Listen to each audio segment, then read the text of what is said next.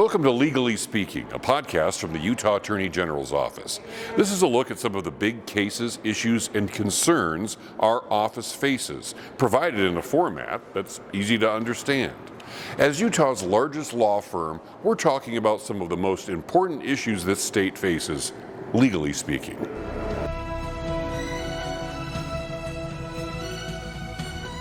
Hello and welcome to Legally Speaking. I'm Richard Pyatt with the Utah Attorney General's office, and joining us today is a member of our investigations team, James Russell. James, thanks for joining us today. Thank you. We're talking about organized retail crime. Tell us a little bit about what you do with the office.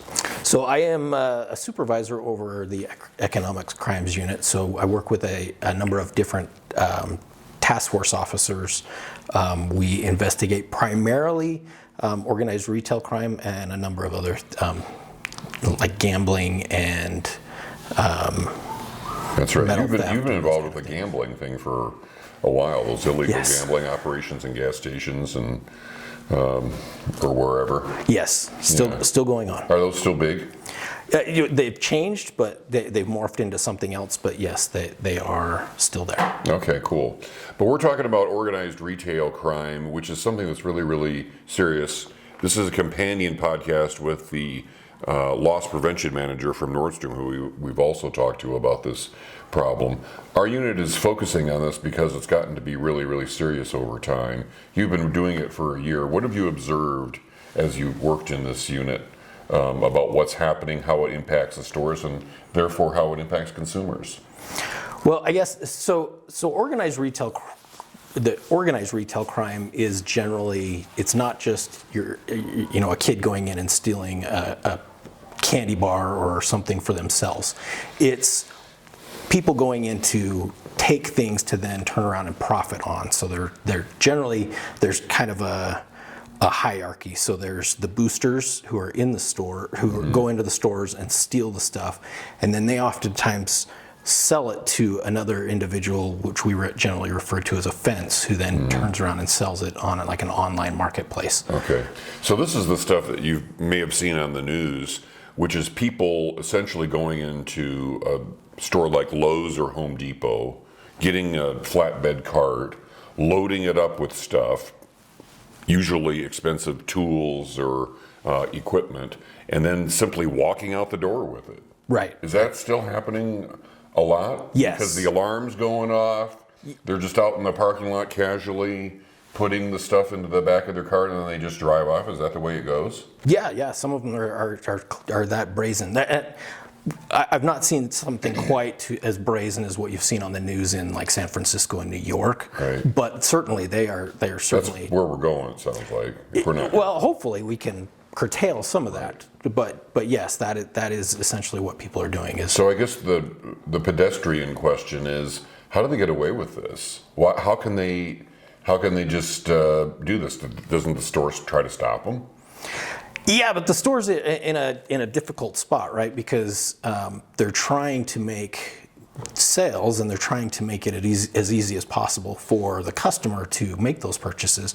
So the more they try and tamp down on the theft, the more it really makes it difficult for the average shopper to shop. So it push more and more people to online kind of stuff. But what if the store had like security teams that follow these guys out to their cars and say, hey, you're not going anywhere? Many of them do have those kind of teams.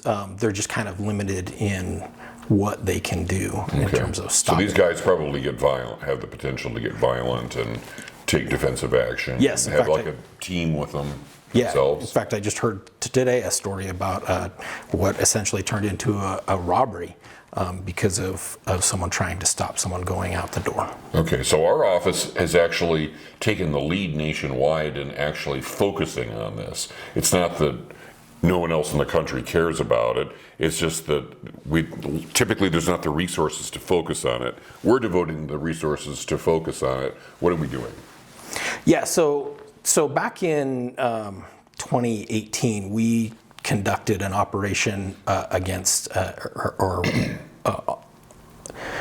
where we investigated a number of pawn shops that were involved in the fencing operation of these kind of items, and that kind of spurred on this unit that where we now have specialized investigators who are assigned to do primarily this kind of investigation. What we are trying to do is not just get the guys coming out the stores, but get deeper into those crimes to really impact the fence and get a hold. They're ripping the stuff off from the stores because they have a place to take it and get money. Right, so we're trying to remove that place to take it as best we can. Because oftentimes what happens is that it's the booster who, the guy coming out of the store, they want a quick, they want quick cash to try and then turn around and buy drugs. Yeah. That's at least for the local boosters, that's generally what we're seeing is most of those are trying to get their fix. Okay, so the guys that are in the store doing this are trying to get money? Is that their motivation? Yes, absolutely. Yeah. So they're going to steal the stuff and then they're going to take it to someone else and try and sell that as quick as possible. Some of them do actually put it online themselves and try and sell it that way, but it's a much slower process. So if you can turn around and sell it, yes, I'm going to sell it for less, but I can get it much quicker if I sell it to someone else who's generally tends to be a little more sophisticated, has the capital to be able to buy that stuff and then turn around and sit on it and sell it. But this has become a serious enough problem that we're focusing on it. So how big of a problem are we talking about? Like what retailers are affected by it? Pretty much all of the retailers are affected, anywhere from high-end Nordstrom's or Home Depot and Lowe's to even grocery stores. Smith's? Yeah, absolutely. Walgreens? Smith's, Walgreens. Familiar places to all of us. Yeah, TJ Maxx, Ross, all of these places are all being hit. Okay.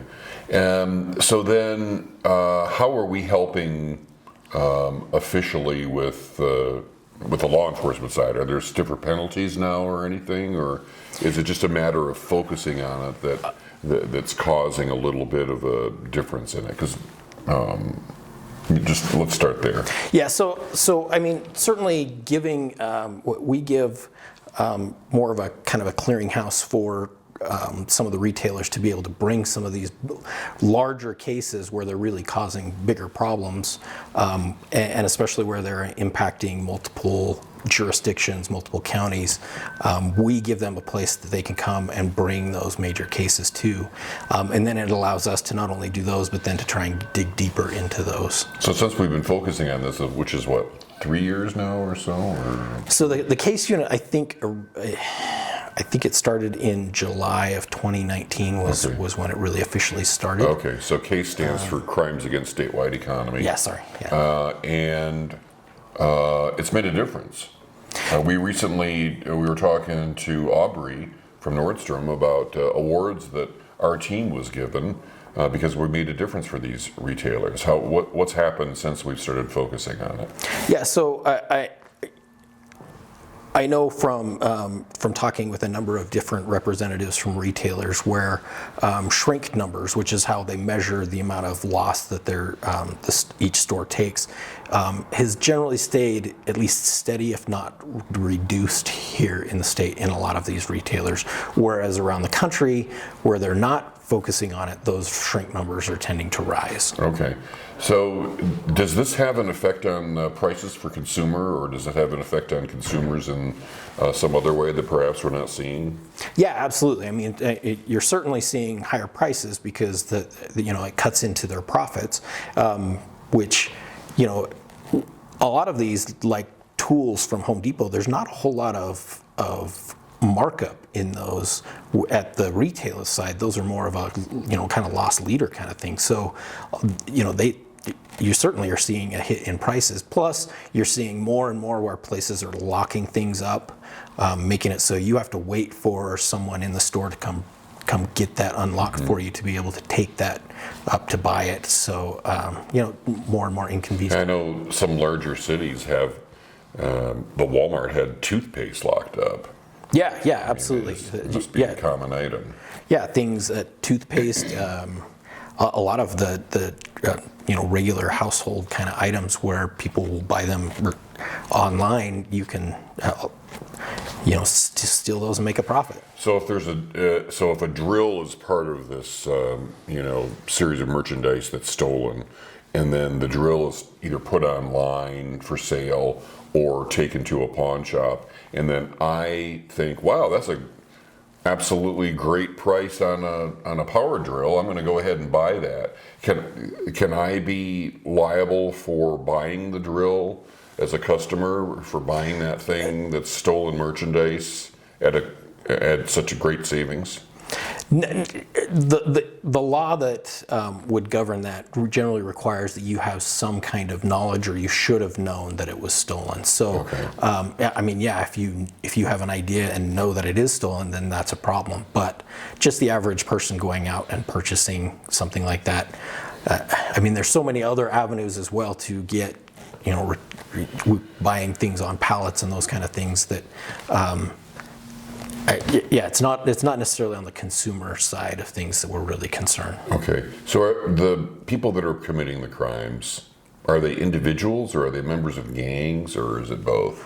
It's really both. I mean, it's anywhere from, you know, we've seen contractors who do what we generally refer to as skip scanning. So they go to the self-checkout and they only scan some of their items, and then they utilize those items, you know, when they're doing their work. You know, people doing lower end kind of thefts with shirts and those kind of things, to where we actually also, you know, have groups that go out together and go out regularly and do it on a regular basis, and that's really all they do is go out and steal and then get high oftentimes. Okay. So our efforts were worth awards recently. Tell us a little bit about that. Tell us about what we've done and what we were awarded for. I know you guys in law enforcement tend to be a humble bunch, but it's time to claim credit for what you've done. Well, and I didn't win any awards, but yeah, some of my guys did win awards. I had two of my investigators win awards for some fairly complicated cases that they were able to put together, and both of those guys have investigated and put away some fences that you know, shut down some fences, I should say. And this is from a retailer organization, so the retailers were essentially thanking them for their work. Yeah. So it's a combination. It's called the UTORCA, which is the Utah Organized Retail Crimes Association, which is a combination of law enforcement and the retail side of things that has been working actually for 10 years now together. Okay. So if I'm a consumer and I'm at a store and I see somebody, you know, scurrying out of the store with a load of merchandise and someone's screaming after them, it's clear that they're ripping the stuff off. Should I try to intervene and help stop them, or would you advise against that? No, I mean, it's stuff, so don't put yourself in danger to recover some stuff. And that's why, I mean, even the stores, they're not going to run out there and try and tackle the person or anything like that. There's just too much liability for yourself and for others involved in that. So, but I mean, if you can get a license plate number, that's always helpful. But past that, I don't think I would really intervene. Okay, cool. All right, organized retail crime. It's a thing. James Russell's on it. The Attorney General's office is dedicated to dealing with it. We'll join us next time as we take a look at another aspect of our office. Thanks.